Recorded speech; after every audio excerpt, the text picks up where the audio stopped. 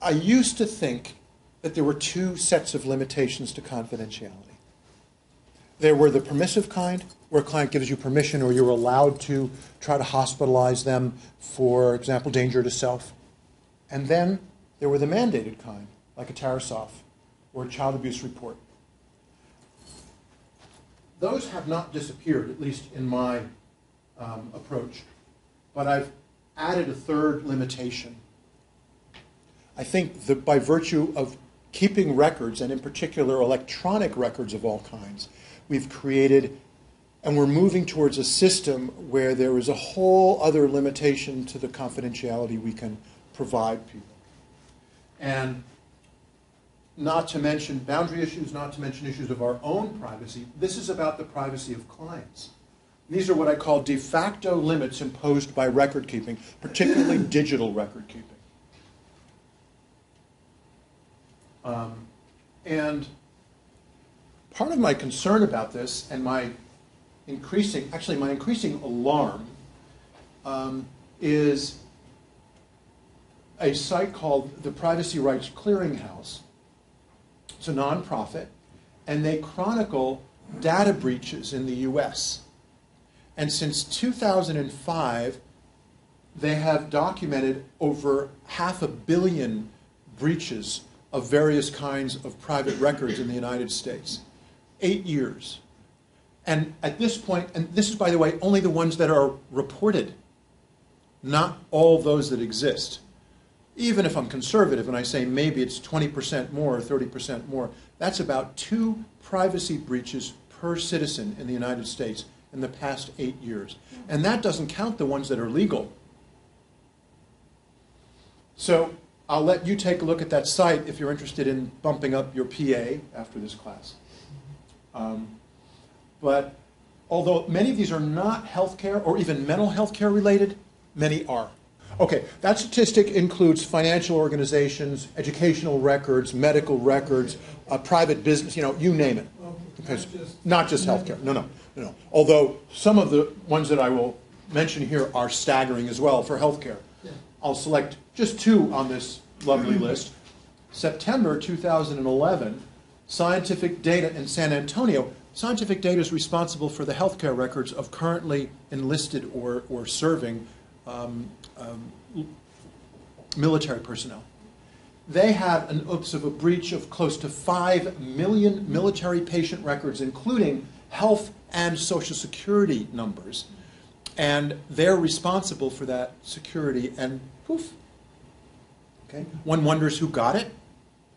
They don't get penalized because they're not governed by HIPAA. Actually, although the Scientific Data may actually, because of their contracts, be governed by HIPAA, but generally, if they're military, they don't get penalized for that. Okay? There's some internal heat that may get turned up, to be sure. The one that I think I like the best, it happened just south of here at a small school that's not known very well, Stanford University. Their hospital had 20,000 emergency room records, complete emergency room records, posted on the open internet for a year without anybody realizing they were there because of a snafu when they were trying out a new system to use electronic records. And it goes on and on. If you're interested in a little bit of an entertaining read, then I encourage you to go on the website. The reason that this is now an issue in our world is because we've moved from a time where information is dispersed. So, for example, Connie, at Lighthouse where you work, if they have, for example, Braille or they have written records and they're in a file cabinet, the only people who are going to get those are people who are willing to come in, break into the thing, make copies or steal them and leave. How many people are going to physically break in?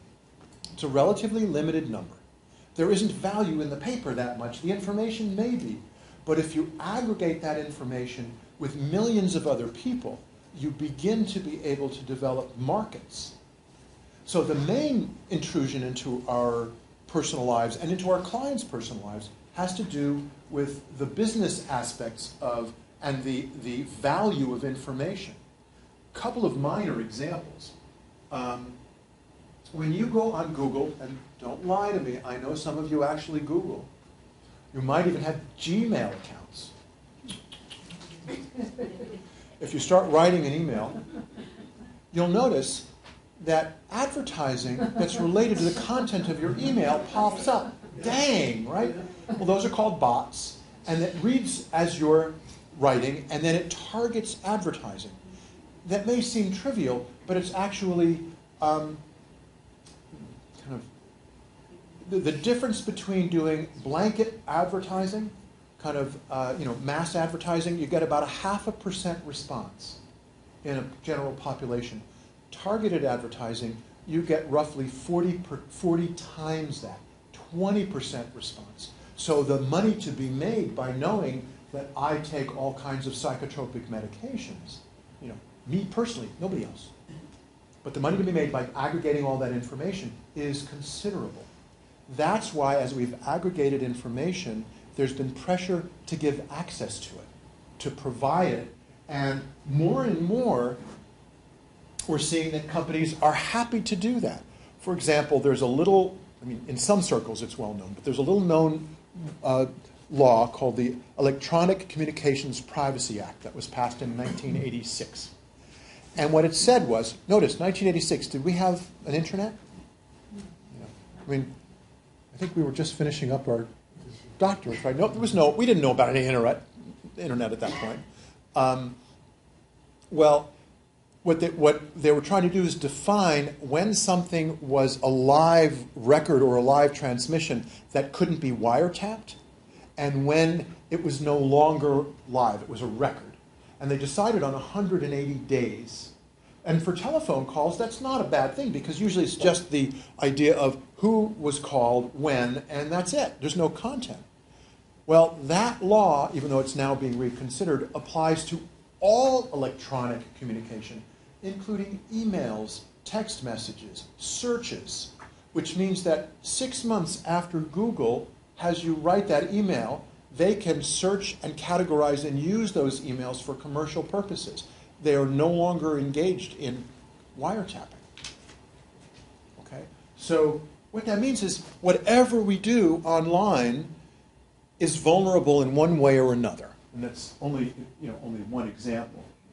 People regularly have their digital devices stolen or lost. I had mine run over by an airporter the other day, actually a few months ago. I was actually kind of pleased by that.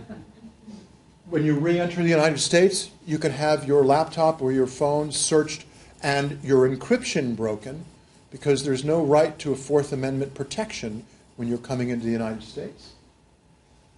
There was a case that took place in 2011. It was actually decided January 4th, 2011, involving the Fourth Amendment and a determination by our California Supreme Court that a young man who was arrested in a drug deal and whose phone was taken, an hour and a half later, when the police officer who was interrogating him went through and searched his phone, searched the contents of his phone, and that was a legal search that didn't violate the Fourth Amendment. Which means when you get stopped for a traffic stop, a seatbelt violation, a sobriety checkpoint, a police officer could legally request your phone and look through it. If you have any patient information on your phone, that means that even though it may be, quote, legal, how many patients or clients of ours think, oh, sure, when Dr. Taube is driving along, somebody's going to be searching through his phone, looking at my messages to him? I doubt that many people are thinking about that. Most of you know, in June and July, there were national news reports of the National Security Agency having software installed in major corporations like Microsoft, Google, Facebook, you name it, monitoring all of our traffic. Since that point, there was another disclosure, it was about a week and a half ago in the New York Times, that the NSA has apparently cracked most of the encryption that people use in the United States. And so even when people are trying to protect their information, it's still available to the NSA.